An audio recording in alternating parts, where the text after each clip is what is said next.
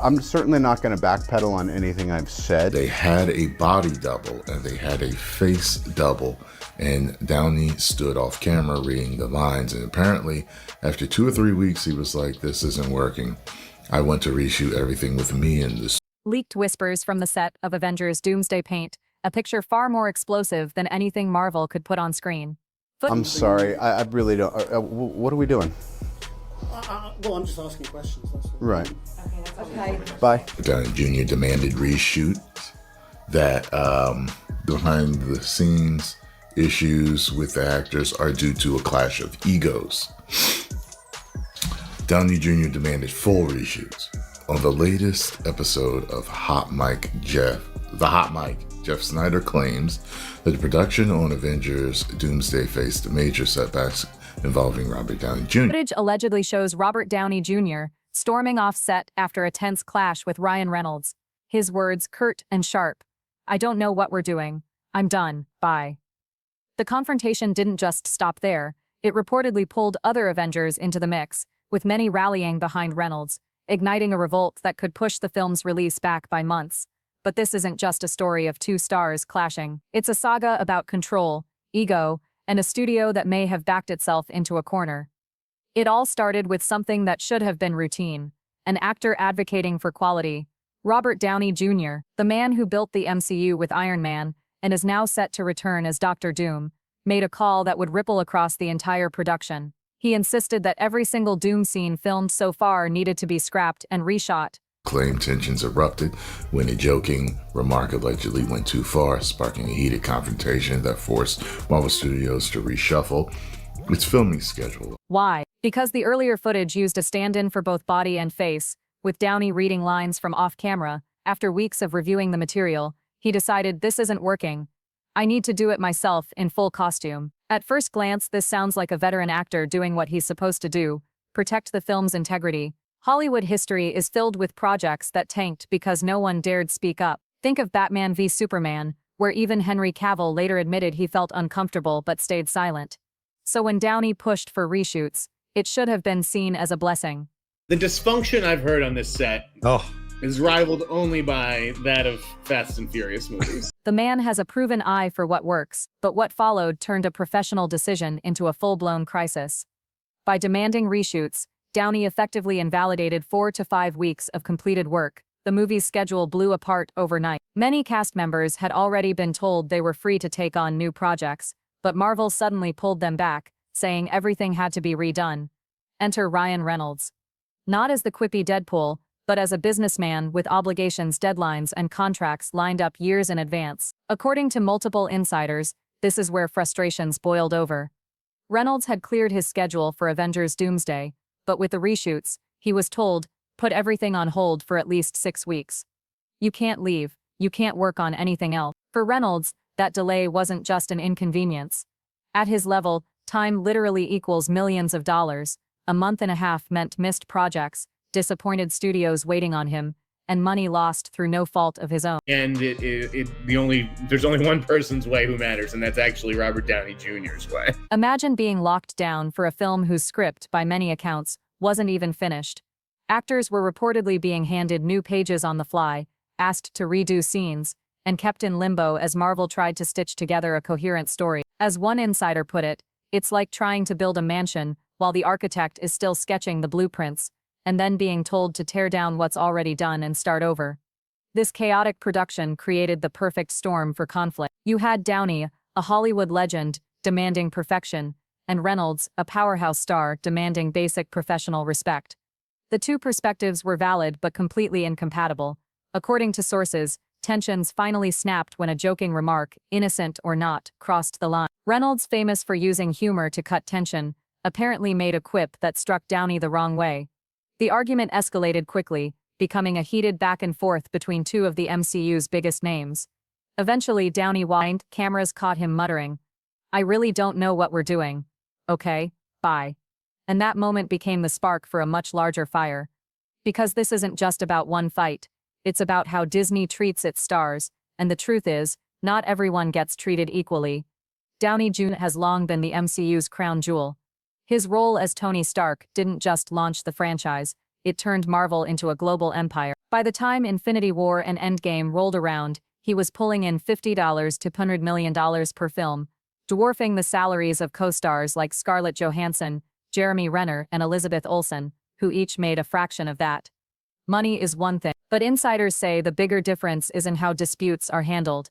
When Downey demands reshoots, he gets them. When he negotiates for better terms, the studio bends. But when other stars, equally essential in the eyes of fans, raise concerns, they're often stonewalled. Scarlett Johansson's fight with Disney over Black Widow is the clearest example. She sued the studio for breaching her contract by releasing the film on streaming, while it was still in theaters, undercutting her box office bonuses. Disney's response: instead of accommodating her, they publicly blasted her, calling her lawsuit callous. Compare that to how Downey's demands are quietly met, no matter the cost. And so the Reynolds-Downey feud isn't just about two actors' egos clashing. It's a symptom of something much bigger, a hierarchy inside Marvel Studios, where certain stars are untouchable and others are treated as expendable. For Reynolds, the stakes are higher than just one delayed project. His frustration is rooted in a career built on professionalism and honoring commitments. To be told to sit still, lose money, and watch opportunities vanish, while another actor's perfectionism rewrites the rules, for him it's not just unfair, it's a betrayal. For Downey, it's the opposite. He believes the MCU only survives if its films maintain a certain standard. To him, reshooting wasn't ego, it was necessity. And with his legacy tied to this character's return, he wasn't willing to settle. Two visions, two approaches, both valid, both immovable, and when immovable objects collide, something has to give. In this case, what gave was the set itself. Downey stormed out, Reynolds dug in, and Marvel found itself forced to reshuffle schedules, rework timelines, and brace for the fallout. But as big as this fight is, it's only the beginning, because what's really at stake here isn't just one movie. It's the future of the entire MCU and whether Disney can keep its empire from crumbling under the weight of its own stars.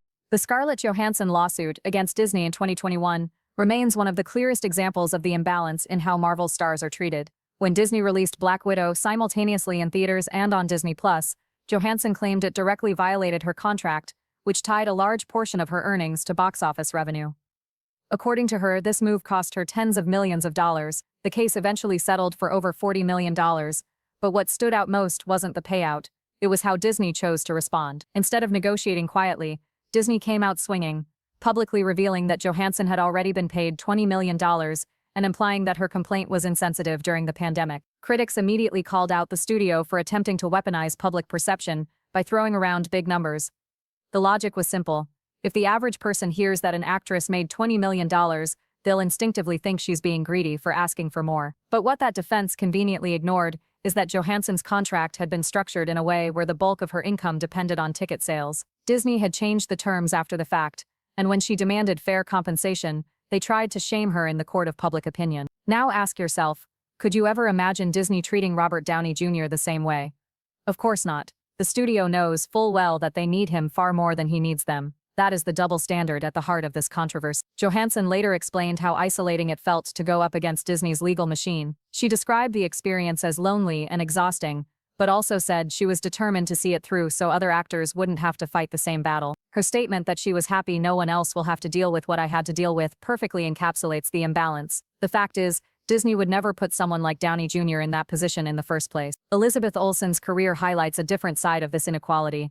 Olsen has openly discussed how Marvel contracts restricted her opportunities outside the MCU. For example, in 2015 she was forced to pass on a role in Yorgos Lanthimos' acclaimed film The Lobster, because her Marvel commitments made it impossible. She described that missed opportunity as heartbreaking, and revealed that the longer she stayed tied to Marvel's restrictive agreements, the further she drifted from the kind of projects that defined her as an actor. As a result, Olsen developed a strategy. She refused to sign long multi-picture deals and instead opted for short-term extensions. On paper, this might look like her being non-committal, but in reality, it was a survival tactic. By keeping her Marvel obligations limited, she could claw back at least some creative freedom. Compare this to Downey Jr., who never had to compromise. Marvel built schedules around him, not the other way around. His time was treated as invaluable, while someone like Olsen had to fight tooth and nail just to keep the door open to other work.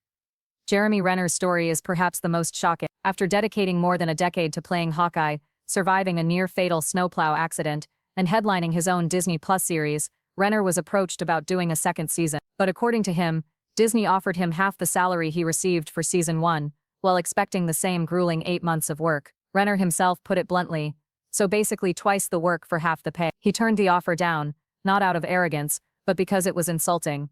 When you stack Renner's situation against Downey Jr.'s, the disparity becomes crystal clear. While Renner was being asked to take a pay cut after proving his commitment and even risking his life, Downey Jr.'s negotiating massive paydays. Reports claim his return as Dr. Doom in Avengers Secret Wars will net him upwards of $80 million, not including bonuses. For Disney, Downey is the ultimate problem solver. When the Jonathan Majors situation with Kang collapsed, they turned back to their golden boy, ready to hand him another fortune to keep the MCU machine running. This pattern shows exactly why resentment is boiling over. It isn't just about dollars, though the numbers are telling. It's about respect. Some actors are treated like royalty, while others are treated like disposable parts of a giant corporate machine. Insiders point out that Disney believes Downey is unique because his presence alone can drive billions in revenue. And while it's true that Iron Man launched the MCU and Downey became the face of the franchise, this reasoning ignores the collective effort that made Marvel successful. Audiences didn't show up for just one actor.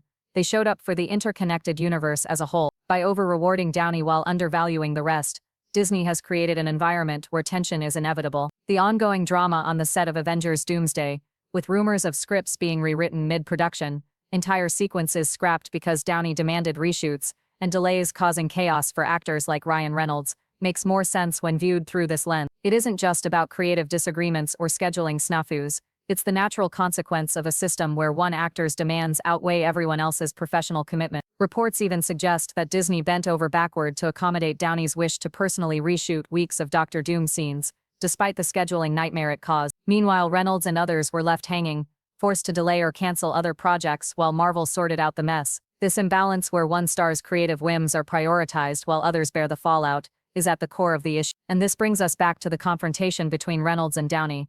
Sources claim a joke gone wrong escalated into a heated argument, with script issues and delays adding fuel to the fire. Seen in isolation, it might look like just another Hollywood clash of ego, but placed in the broader context of Disney's favoritism and double standards, it's clear that the fight was about more than personalities. It was about a broken system.